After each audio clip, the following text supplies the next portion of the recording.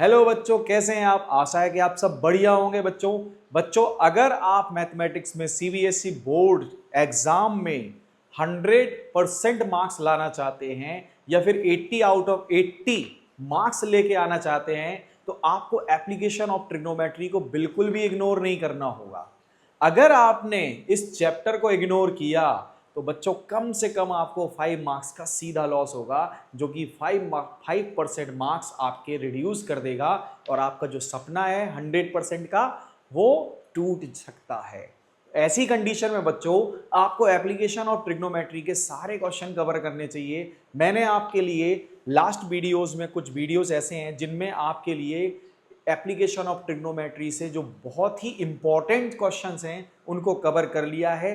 आज भी एक क्वेश्चन लेके आया हूं जो सीबीएसई 2025 के एग्जाम में आया हुआ है।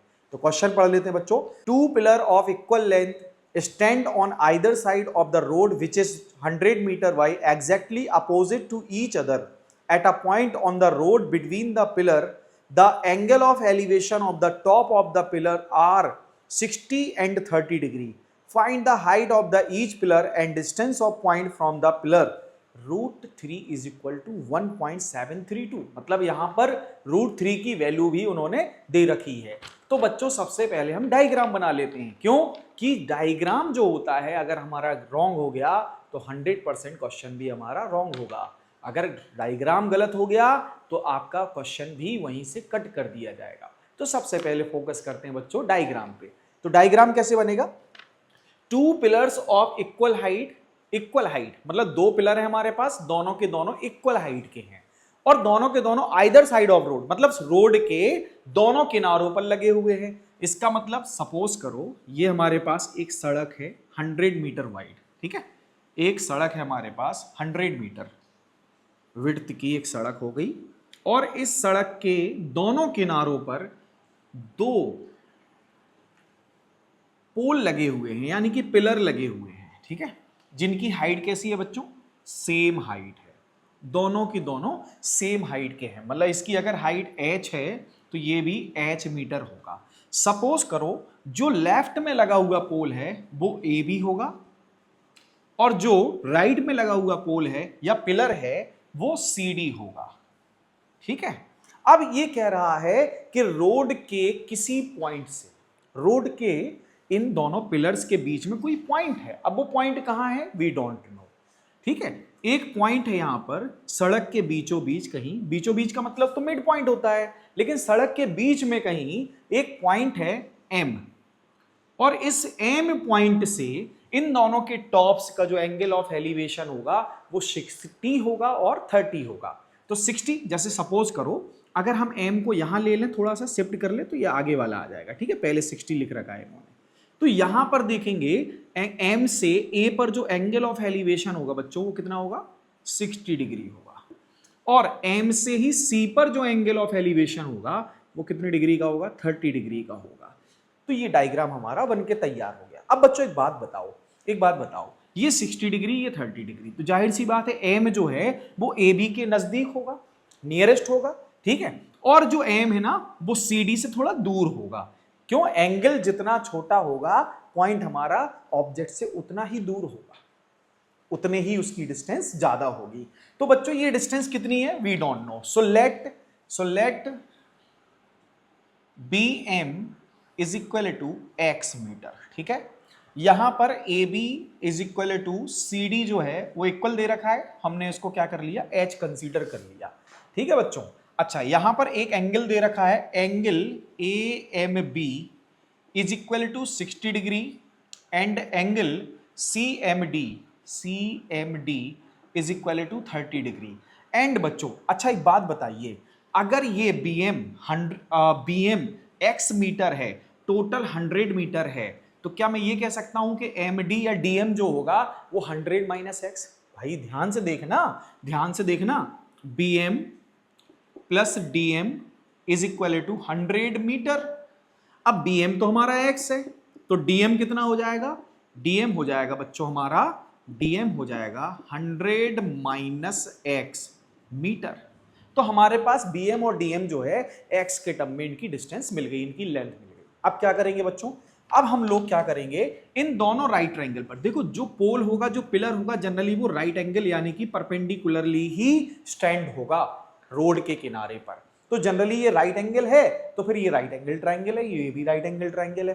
तो इस राइट एंगल ट्रायंगल को यूज कर लेते हैं। बच्चों ध्यान से देखो, हमारे पास बीएम है और हाइट क्या है, हाइट पूछी गई है, ठीक है। उन्होंने हमसे क्या क्वेश्चन किया कि इसकी हाइट बताओ क्या है, और बीएम जो है वो एक्स है, तो परपेंडिकुलर भी है और बेस भी है। परपेंडिकुलर और बेस के बीच में कौन सा रेशियो लगता है ट्रिग्नोमेट्री का, कौन सा रेशियो लगता है, रेशियो लगता है हमारा tan थीटा, ठीक है। So tan 60, so in triangle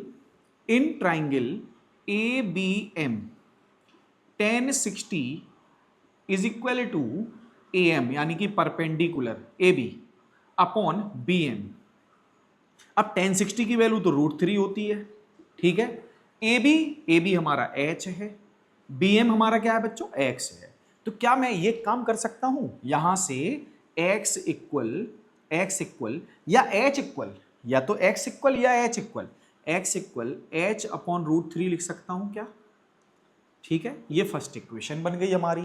अब क्या करेंगे बच्चों, इन ट्राइंगल, अदर ट्राइंगल में चलते हैं। इन ट्राइंगल CMD, ये भी तो राइट एंगल ट्राइंगल है, और यहां भी हमें H फाइंड करना है, और ये हमारे पास बेस गिवन है 100 माइनस x। तो क्या करेंगे, tan 30 equal H upon base क्या है बच्चों, MD कितना है, MD हमारा है 100 माइनस x, 100 माइनस x। ये बात समझ में आ गई होगी आपको। सो इसकी वैल्यू क्या होती है, 1 अपॉन √3, ये हो गया H upon 100 minus x, 100 minus x, ठीक है बच्चों। अब क्रॉस मल्टीप्लाई कर लेते हैं, तो ये हो जाएगा हमारे पास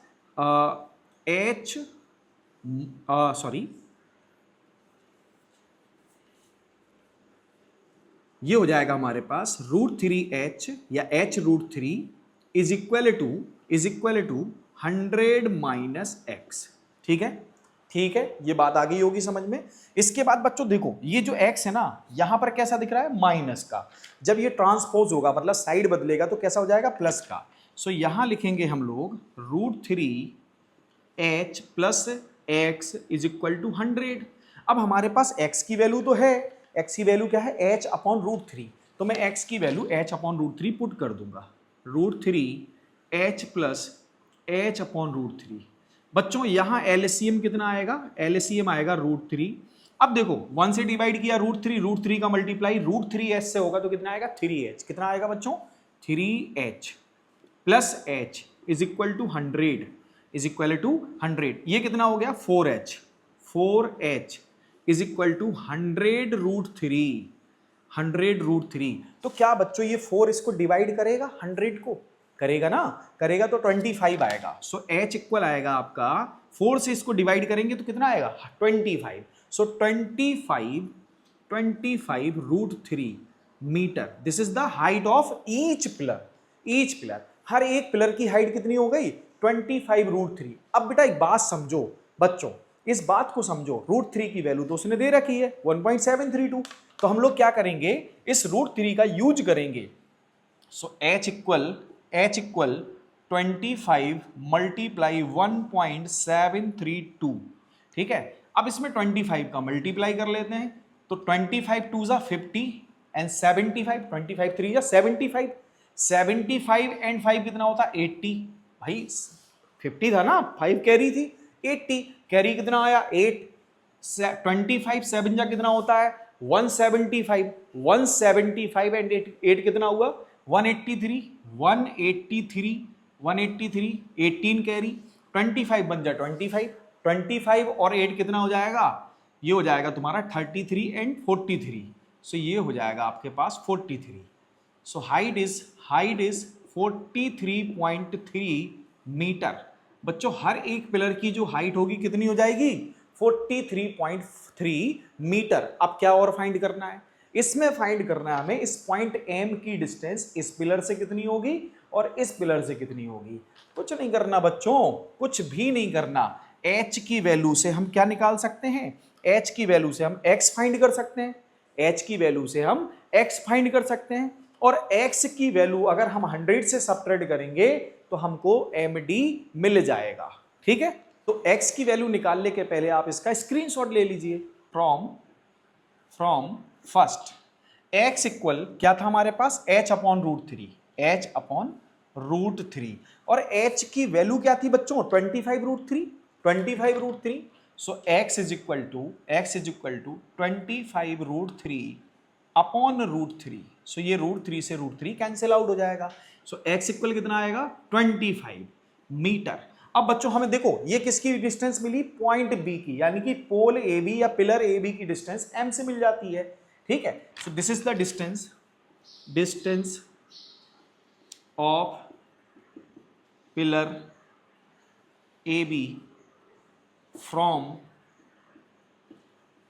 point m is equal to 25 meter. Now distance of pillar CD from point M is equal to, बच्चों ये 25 है तो ये 75 हो जाएगा, 100 minus 25, so this is 75 metre. So आशा है कि बच्चों आपको ये क्वेश्चन समझ में आ गया होगा। अगर बच्चों आपको क्वेश्चन समझ में आया, पढ़ाने का मेथड अच्छा लगा तो वीडियो को लाइक करें, चैनल को सब्सक्राइब करें, साथ ही साथ बेल आइकन को दबाना बिल्कुल ना भूलें ताकि ऐसे ही क्वेश्चंस के वीडियो आपको लगातार मिलते रहे। Thank you.